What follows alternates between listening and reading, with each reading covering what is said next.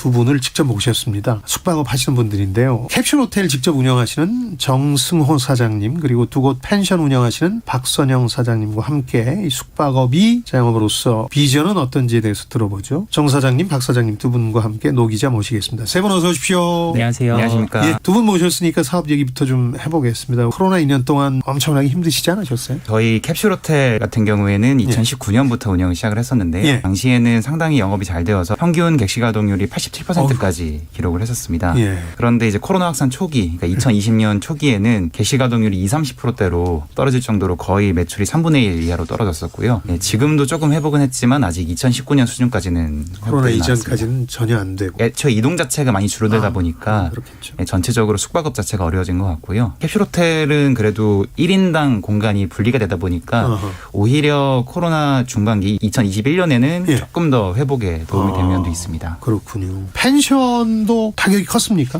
우리 저희도 박 타격이 사장님께서? 매우 컸고요. 예. 그러니까 저희 같은 경우에는 직접적으로 거리두기 규정 때문에 예. 영업을 할 수 있는 여건이 되건 안 된 경우도 있었어요. 아. 근데 처음에는 거리두기 규정이 시간에 대해서 규정을 두었었거든요. 예. 그러니까 9시나 10시까지밖에 일반 술집이나 식당이 영업을 못하니 그 사람들이 갈 곳을 찾아서 펜션을 이용했던 경우들이 많아요. 작은 방들 같은 경우에 4인실 같은 경우에는 그 영업시간을 규제할 때는 평일에도 많이 나갔었어요. 오히려. 예. 근데 그렇군요. 그건 코로나 예. 초기 영업시간에 대한 규제였고 그 이후에는 인원에 대한 규제를 했을 때는 매출이 많이 떨어졌죠. 특히 뭐 한 3인 이상 안 될 때는 뭐 개점 휴업인 상태가 맞다고 말할 정도였으니 우리 박선영 네. 사장님은 그러면 어디서 주로 하고 계신 건가요? 펜션을 저는 곤지암에서 하고 있습니다. 경기 광주.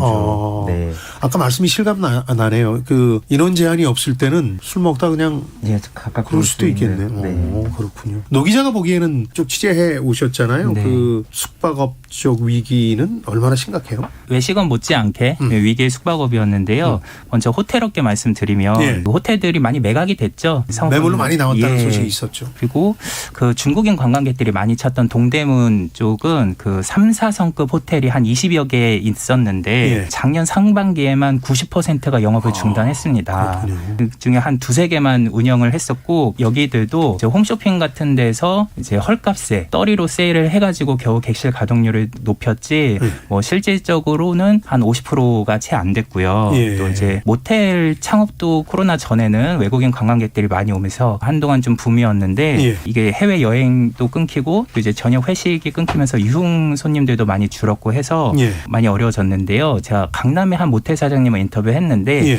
이분이 코로나 전에는 이제 시트립이라고 그 중국의 숙박 앱이 있거든요. 여기서만 한 예약의 30%가 들어왔대요. 어허. 근데 이게 이제 뚝 끊긴 거죠. 그래서 이분이 건물 한 채를 통으로 3천만 원을 내고 이제 월세를 내고 그 운영을 했는데 예. 그때는 이제 월 매출이 한 1억 정도 나왔으니까 그게 됐거든요. 근데 거의 한 반내 반토막이 나서 직원 6명을 내보내고 지금은 아내분하고 2, 3교대로 둘이 하는데도 월 적자가 500만 원 가까이 나고 있었습니다. 숙박업에서 제일 많이 드는 비용은 뭡니까? 광고비가 좀 많이 나가고요. 구체적으로 어디다 광고를 합니까? 예약이 다 온라인으로 거의 이루어지기 때문에 그렇겠군요. 온라인에 저희 업체를 알릴 수 있는 광고비가 많이 나가죠. 그걸 따로 집행을 해야 되는군요. 예, 생각보다 많이 나가고요. 임대료는 사실 많이 나가진 않아요. 그러니까 임대를 해서 하는 게 아니라 예. 자기 건물에 대개는 사는 경우가 그렇겠죠. 많아서 예. 임대료 대신 이자를 많이 내고 있고요. 대출 끼고 예. 샀기 때문에 예. 이자 부담이 크다. 정 사장님은요? 네, 일단 저 같은 경우에는 서울 충무로 지역에 건물을 임대를 해서 사용하고 있기 때문에 저 같은 경우 임대료가 가장 큰 비중을 차지를 하고 있고요. 예. 저희도 인건비가 비중을 많이 차지하지만 저희도 어떤 직원 수라든지 혹은 데스크 운영 시간 자체를 좀 효율화해서 저희도 팬데믹 기간 동안에는 예. 좀 비용을 많이 줄이려고 노력을 했습니다. 그렇군요.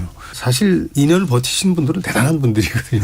정 사장님은 어떻게 위기를 넘긴 것 같아요? 우선 첫 번째로 저희가 2019년 당시에는 내국인과 외국인 비율이 거의 한 반반 정도씩 되었었는데요. 서울 시내니까 그렇죠. 예, 팬데믹 기간 동안에 외국인 손님이 뚝 끊기니까 주로 내국인 손님에게 집중을 했습니다. 아하. 내국인 손님들은 잠만 자러 오시는 20, 30대 젊은 분들이 많으시거든요. 예. 뭐 일정상 오셨다가 혼자 잠자기엔 찜질방은 되게 불편하고 그렇죠. 그렇다고 방을 잡기엔 좀 비싸서 그런 분들을 대상으로 국내 대상으로 뭐 네이버라든지 예. 혹은 인스타그램 같은 좀 SNS 온라인 광고를 집행을 했고요. 두 번째로는 저희가 숙박업만으로는 좀 유지가 어려워서 예. 저희 캡슐 호텔에 들어가는 캡슐 침대 자체를 설계를 제조를 했었는데 예. 이 자체를 좀 상품화를 해서 아. 좀 제조업 쪽으로 사업 다각화를 시도를 했습니다. 오히려 위기에서 돌파구를 찾으려고 다각화까지 시도했군요. 네. 박혜영님이 와 캡슐 호텔이 한국에도 있었군요 했는데 한국에도 꽤 있습니까? 한국의 캡슐 호텔은 전국적으로 따져도 한 15개 수준 많지는 않군요. 입니다. 근데 저희가 이전에 시장 조사를 했을 때는 예. 사실 캡슐 호텔이 들어서기에는 충분한 시장 상황이 마련이 되어 있거든요. 예. 한국을 여행하는 여행자 중에서 혼자 다니시는 분들이 거의 한 30% 이상 정도 될 정도로 한국관광공사 데이터를 보면 그렇게 나오고요. 예. 그럼에도 불구하고 아직은 숙박업 쪽에서 뭐 호스피탈리티라든지 혹은 뭐 컨시어지 이런 서비스 쪽에 좀 치중이 되어 있다 보니까 예. 아직은 심리적으로는 캡슐 호텔에 열려 있지는 않지만 네. 시장의 어떤 소비자 상황은 캡슐 호텔에 충분히 가능성이 있다고 생각을 합니다. 그래서 미래지향적 숙박업이라고 제가 소개를 드린 건데 그 정승호 대표님이 이제 스타트업이거든요. 예. 그래서 투자도 받으셨고 한데 예. 재밌는 게 요즘 이제 호텔 업계는 그동안은 이제 누가 더 화려한가 편리한가 뭐 맞아요. 이런 이제 4, 5성급들의 호텔 경쟁이었는데 예. 대표님은 1성급 호텔도 이제 시장에 있다 이렇게 표현을 하시더라고요. 네. 그러니까 요즘 경제가 양극화되다 보니까 예. 여행은 하고 싶은데 그러니까 저가 항공이 떴듯이 예. 이제 숙박은 이제 그냥 최소한의 비용을 들여서 잠을 자고 나머지 비용은 이제 여행하는 데 쓰겠다. 그럼요. 이런 수요들도 꽤 있는 것 같습니다. 분명히 있고 단순한 틈새 시장 정도가 아니라 그게 주요 시장이 될 수도 있겠다고 네. 저도 생각하는 게 저처럼 어디 여행을 가거나 출장을 가면 술을 좋아하고 이런 사람들은 몇 시간 안 자거든요. 캡슐 호텔 얘기를 들어봤고 펜션도 그런 해외 여행객들이나 이런 영향을 받습니까? 아니면 대부분 다 국내 여행객들입니까? 대부분이 국내 여행이긴 한데요. 예. 저 같은 경우에는 좀 그 관광 포인트가 예. 스키장이 있어요 주변에. 아, 그렇죠. 그래서 그런 관광 포인트를 이용하려고 하는 뭐 동남아 손님이나 어허. 간혹 중국 남반계 눈이 없는 지역의 손님들이 오는 경우는 좀 있습니다. 그렇군요. 자, 노승욱 기자, 최근에 이런 숙박업과 관련한 변수들 몇 가지를 짚어봐야 될 것 같아요. 네. 그 중에 하나가 제주도에서 시작된 것 같은데 지금은 뭐 동해안, 양양 이런 네. 지역까지 많이 번지던데 한 달 살기라 그래서 한 달 좀 살아보려는 사람들을 받는 수요들도 늘고 있는데 이런 것도 숙박업에 영향을 좀 미치지 않나요? 그렇습니다. 이 장기 숙박이 이제 숙박업의 새로운 트렌드로 부상하고 있는데요. 처음에는 체험 위주로 이제 여행을 하려면 1, 2주 갖고 되겠냐, 한 달 이상은 있어 봐야지 해서 된 건데 요즘은 또 이제 워케이션이라고 요새 원격 근무를 많이 하잖아요. 예. 그러니까 이제 여행하면서 근무를 할 수 있게 됐거든요. 예. 페이스북이 이제 바뀌었죠. 메타라고. 예. 여기는 뭐 직원들이 하와이에서 일하고 유럽에서 일하고 그렇죠. 그런데요. 네. 추세가 됐죠 요즘. 네, 그러다 보니까 이제 장기 숙박 수요가 확실히 급증을 하고 있습니다. 예. 에어비앤비가 작년 4분기 기준으로 예. 그 전체 예약의 한 22%가 장기 숙박 한 달 살기 이런 수요에서 나왔다고 하고요. 또 요즘은 호텔들이 이제 여행 수요가 좀 줄었다 보니까 이제 한 달 거주하는 그런 옵션들을 내놓던데요. 그래서 예. 뭐 3개월 살기 뭐 이런 것도 있고 이제 장기 숙박이 새로운 숙박업의 트렌드로 잘 활용해 보시면 좋을 것 같습니다. 두 분 같은 경우는 아무래도 업태상 장기 숙박객들이 많을 것 같지는 않고요. 장기 계약을 하거나 그런 경우도 있습니다. 캡슐형 호텔 같은 경우는. 일단 저희 위치 자체가 충무로 지역이 뭐 명동이나 을지로, 동대문 같은 지역과 인접해 있다 보니까 예. 예를 들면 동대문 시장에서 의류 쪽을 유통을 하시는데 주로 이제 오랜 시간 일하시고 잠만 자는 곳이 필요하다 보니까 2달, 3달 이상 계시는 분도 간혹 계시긴 합니다. 그렇군요. 여행도 지역별 편차가 큰데요. 예. 제주도는 뭐 정말 말할 것도 없죠.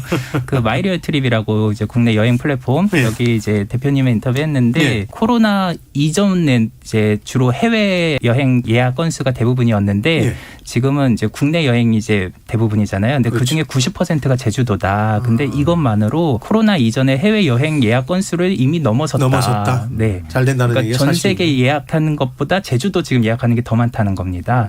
그 정도인데 너무 쏠림 현상이 있다 보니까 그러니까요. 다른 지역들이 좀 어려운 상황이죠. 홍순남님은 캡슐 호텔에 대해서 경험하셨군요. 인천국제공항 거기 캡슐 호텔이 있죠. 아주 작은 공간이지만 기본적인 개인 공간과 샤워 시설도 있어서 기다리는 시간이 길거나 장거리에서 오시는 분들한테 좋은 혜택입니다. 일단 숙박업 창업은 이제 설비 산업이라 그럴까요? 이게 있어서 돈이 많이 들 것 같거든요. 실제로 그런지요? 박 사장님은요?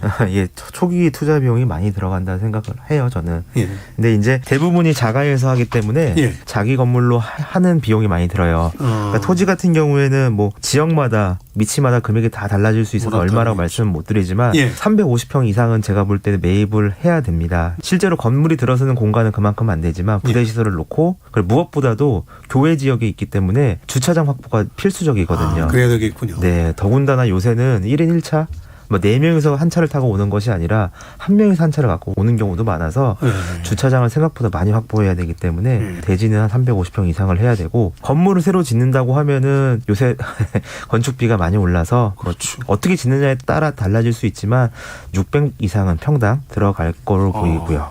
그렇군요. 기본적인 투자 비용은 많이 들고 캡슐 호텔을 어느 정도 창업 비용이 들까요? 우선 저희가 운영하고 있는 서울 시내 어떤 임대를 기준으로 말씀을 드리면 이제 건물 자체도 숙박업 용도의 건물에서 실시를 하셔야 되고요. 만약에 기존의 숙박시설을 인수하는 경우에는 또 권리금이 추가로 발생할 수 있고요.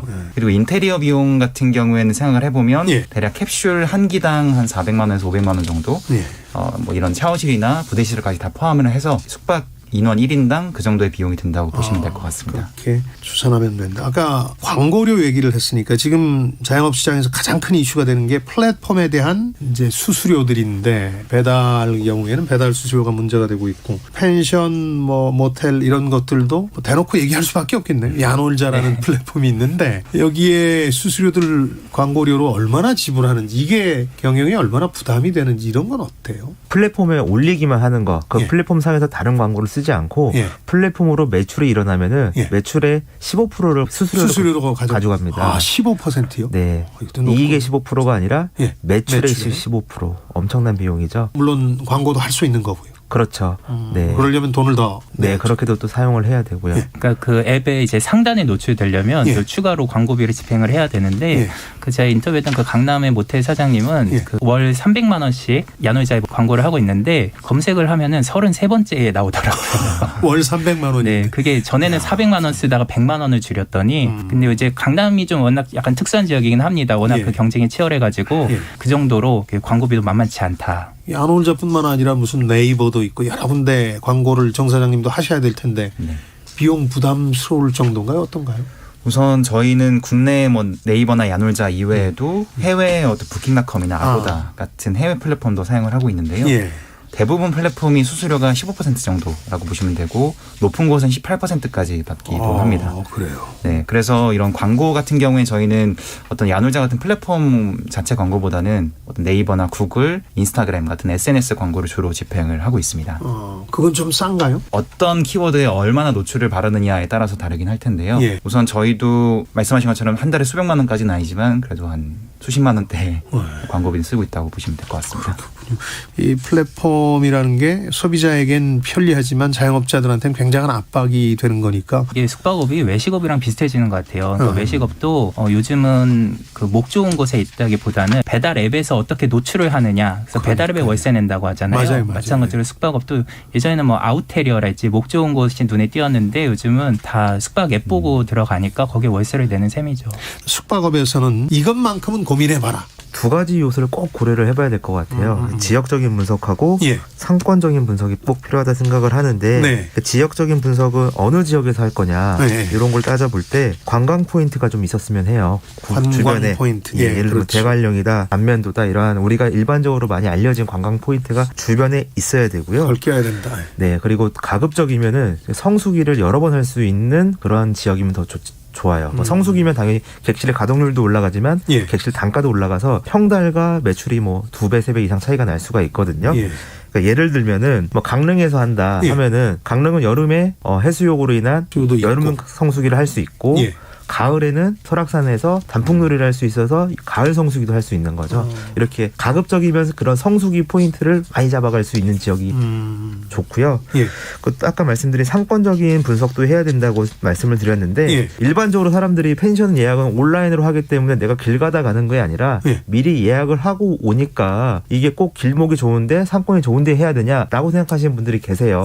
근데 펜션을 계속적으로 그 지역에서 할 수 있다는 보장이 없습니다. 뭐 법적인 변화도 있을 수 있고 업종이 흥망성쇠가 있기 때문에 근데 이게 무조건 저렴한 땅으로 길에서 또는 상권 지역에서 약간 외곽 지역에서 하겠다고 하면은 나중에 엑시트할 때 그러니까 이거를 팔고 나올 때 제값을 못 받을 수도 있고 업종을 변환할 때도 많은 어려움이 있을 수 있어요.